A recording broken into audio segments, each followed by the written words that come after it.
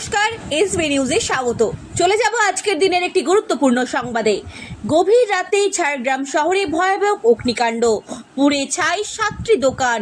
ঝাড়গ্রাম শহরের local boat এলাকায় গভীর রাতে ভয়াবহ অগ্নিকাণ্ডের ঘটনায় ব্যাপক চাঞ্চল্য ছড়ায়। আগুন সারিবদ্ধভাবে থাকা 7টি দোকান সম্পূর্ণ ভস্মীভূত হয়ে যায়। স্থানীয়দের খবর পেয়ে ঘটনাস্থলে পৌঁছয় দমকলের একাধিক ইঞ্জিন ও ঝাড়গ্রাম জেলা পুলিশ। দীর্ঘ চেষ্টার পর আগুন নিয়ন্ত্রণে এলেও লক্ষাধিক টাকার ক্ষয়ক্ষতির আশঙ্কা হচ্ছে। প্রাথমিকভাবে শর্ট সার্কিট থেকে আগুন লাগতে পারে বলে অনুমান করা হচ্ছে। ঘটনার তদন্ত শুরু করেছে পুলিশ ও দমকল বিভাগ।